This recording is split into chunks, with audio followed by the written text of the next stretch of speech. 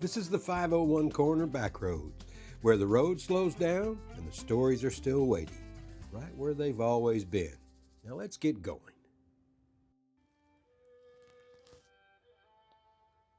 Hi, this is Steve, and I've driven past this place for years, Highway 161 just outside Jacksonville. 15 minutes or so from my house. A little sign, a gate, some old looking buildings, a battlefield marker, one of those places you tell yourself you'll stop by one day. Well, today I finally did, and I'm glad I did. This is Reed's Bridge, also known as the Bayou Meto battlefield.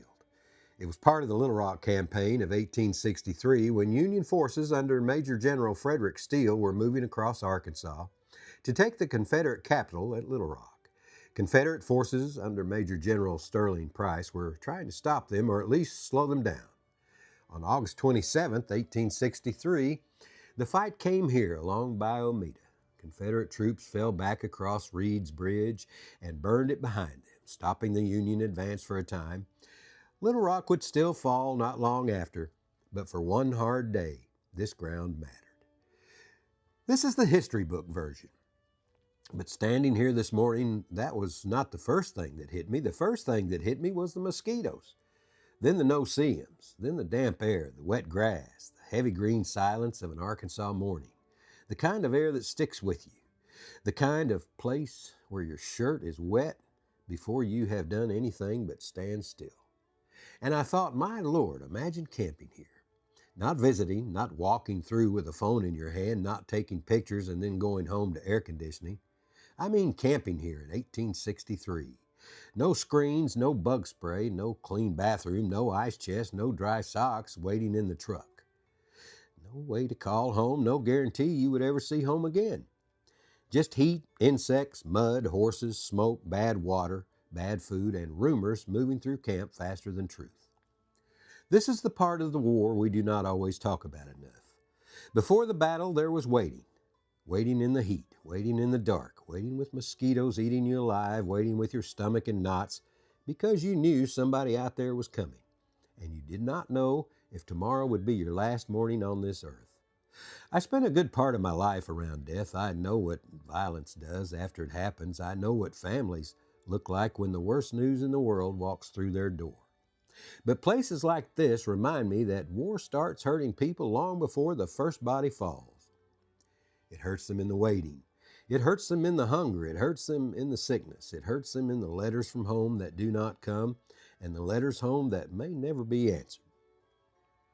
The signs out here tell you about cavalry, artillery, commanders, and troop movements.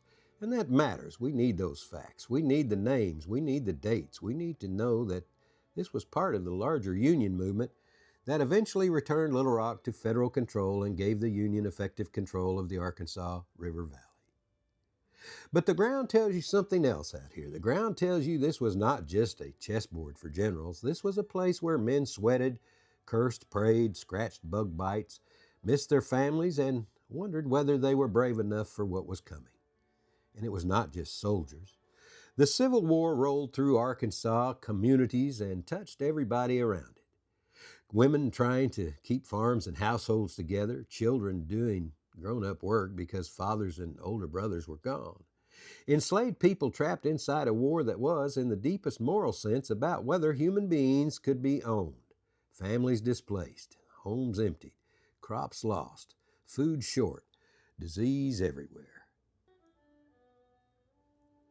That little reconstructed homestead out here matters because it reminds you that war was not only fought in lines of battle, it was fought in kitchens, in gardens, in smokehouses, in cabins, in fields, in the lives of children who had no vote, no command, and no choice. You look at an outhouse sign and maybe you smile a little, then you think about sanitation in an army camp. You think about dysentery, bad water, human waste, flies, heat, infection. The kind of misery that killed men who never got close enough to the enemy to fire a shot. You look at a summer kitchen and think about the labor behind every meal: firewood, smoke, heat, cornmeal, salt pork if you had it, coffee if you were lucky, hunger if you were not. You look at those old-style cabins and think about how small life could be and how hard. And then you stand there with the birds making all that morning noise, and for a moment the place feels peaceful. But it is not empty. History is still here, not in a ghost story way. I do not mean that. I mean it is here in the roadbed, in the bayou, in the bridge crossing, in the old line of advance, in the trees, in the dark, damp ground, and in the fact that most of us drive past places like this our whole lives and never stop long enough to listen. This fight at Reed's Bridge also had consequences beyond the battlefield. The tension between Confederate commanders John S. Marmaduke and Lucius M. Walker worsened during this campaign, and after the fighting around Brownsville and Bayou Meto, that bitterness soon led to a duel between the two men. Walker was mortally wounded, so even among the commanders, pride, anger, and failure followed the army down the road. That is another thing about war. It does not just test courage, it exposes character. Sometimes it reveals discipline and sacrifice. Sometimes it reveals ego, blame, cowardice, cruelty, and foolish pride. And sometimes ordinary people pay the price for all of it. I did not come out here today planning to make a big production. I just stopped because I had driven past it too many times. I had 2 short videos, no narration, some pictures, just slow views of the place, and the birds raising cane in the background. But maybe that is enough. Maybe sometimes the best thing you can do with a place like this is be quiet for a minute. Let the viewers see the grass, let them hear the birds, let them imagine the smoke, let them feel the bugs. Let them understand that the men who fought here were not bronze statues or names in a book. They were human beings standing in Arkansas heat, waiting for something terrible to happen.